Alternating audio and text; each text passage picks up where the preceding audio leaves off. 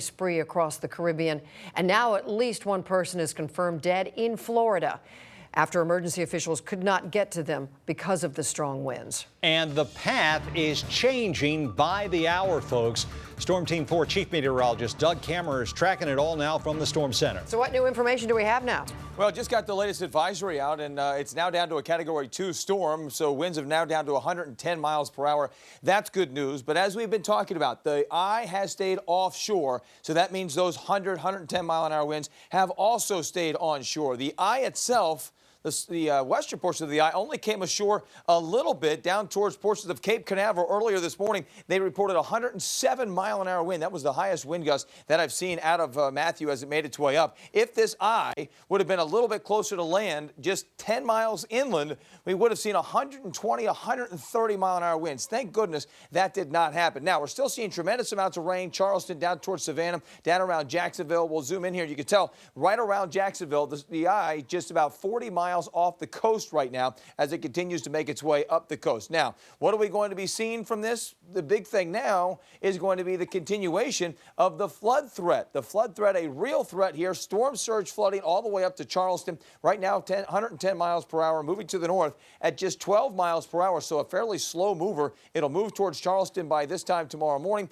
and then move along the coast of the Carolinas. Tremendous amounts of rain, so storm surge flooding and inland flooding, big deals, and the biggest killer from hurricanes is inland flooding. So this is something that we still have a long time to deal with, guys. I'll give you the latest on this. See you back here at about 5:25. Okay, thanks, Doug. The hurricane left a path of devastation in parts of the Caribbean, and that storm is still creating a mess, as Doug just said, in Florida. Haiti has been hit the hardest, with the United Nations now saying 350,000 people in desperate need of humanitarian assistance. The storm killed hundreds in that impoverished nation, but with the widespread damage, it is hard to get a firm number, and 60,000 remain in shelters there. In the United States, more than 1 million have lost power in Florida, and between Wednesday and tomorrow, FlightAware is tracking 4,500 cancellations. President Obama says the threat from storm surges remains.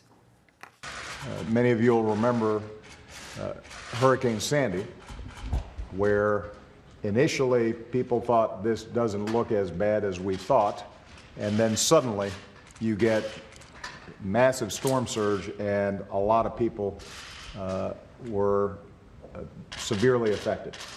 So I just want to emphasize. Well, even as the storm tracks north, residents all along the Florida coastline are feeling its impact. Telemundo's Christian Benavidez has a look now at the damage left behind in Daytona Beach. Christian? Still feeling some very strong winds. I want you to just take a look at how one of the local businesses ended up here.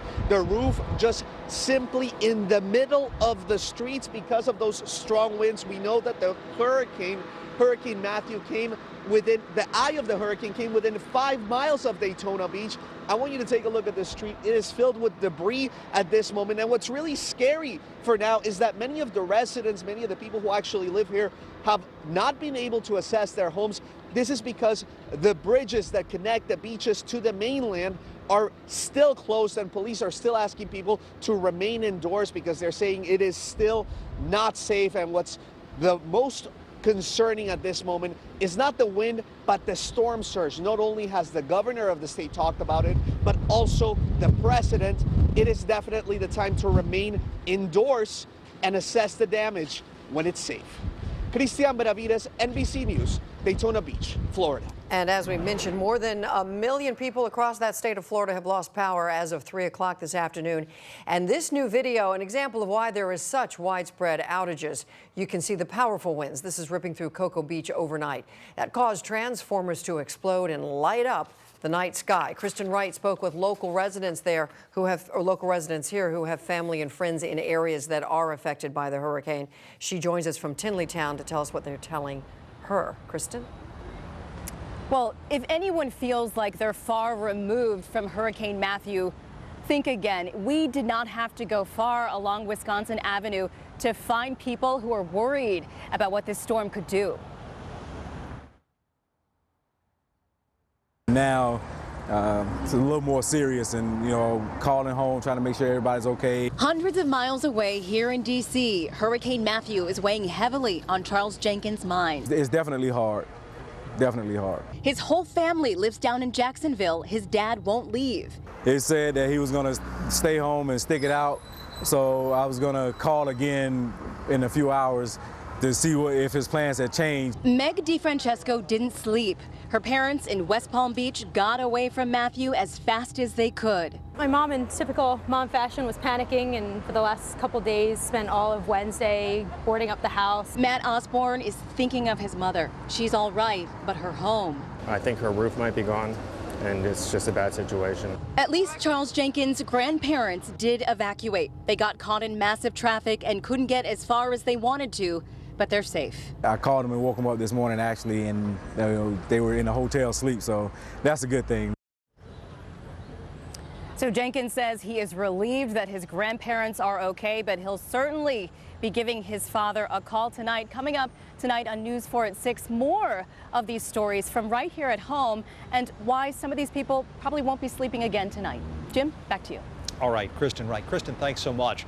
And we're constantly updating our Storm Team 4 radar for you for updates. Even when you're not in front of your TV, download our NBC Washington app.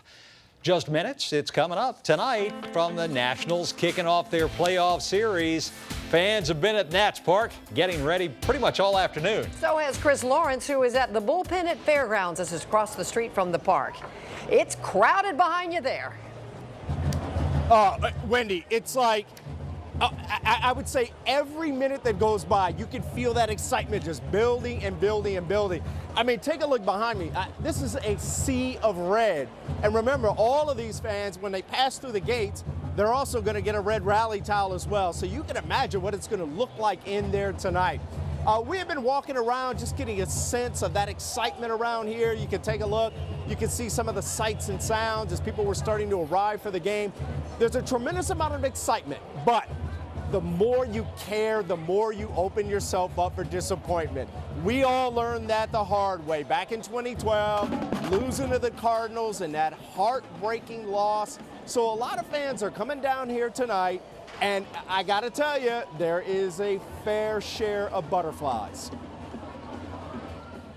I've been here probably about 80 games this year to this park, and we're all just hoping for the best. We've had a lot of struggles this year, more so towards the end, obviously, but I don't know, I'm getting goosebumps thinking about it.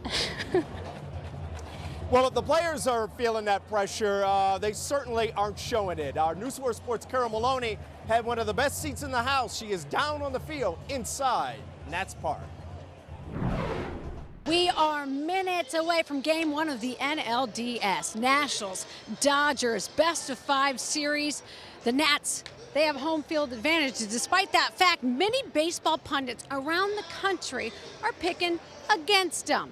I asked manager Dusty Baker today how, if that affects him and the club. No, that doesn't bother me. I've been underdog most of my life. And I have two drawings on my wall by Joe Smith.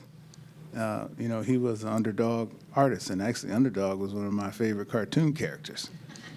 And so, I like Underdog. And I heard in the past that this team was favored, the last couple of years and didn't do much. So perhaps, we'll do more as an underdog than we were the favorites. What will have an impact, Daniel Murphy's return. The All-Star missed 10 of 11 games heading into the postseason. He's in the lineup batting 4th. Bryce Harper now batting 2nd. Jason Worth 3rd. Baker saying he wanted to shake up the beginning of the order to spark Harper offensively and maybe take advantage of Worth and his history of postseason success. That'll do it from now from Nats Park. I'm Carol Maloney. We'll have it covered all night. Until then, send it back to you. All right, You know it. Thanks, Carol. How far do you think the Nats will go? That's the question we're asking on social media. Will they make it through the National League Division Series or beyond? Weigh in on the NBC Washington Facebook page. I'm Melissa Millay with a look at your first 4 traffic and a very busy D.C. tonight as lots of folks are heading to the Nats game. It's a 5:38 first pitch, of course, against the Dodgers. Lots of traffic expected, 295, 395, 695.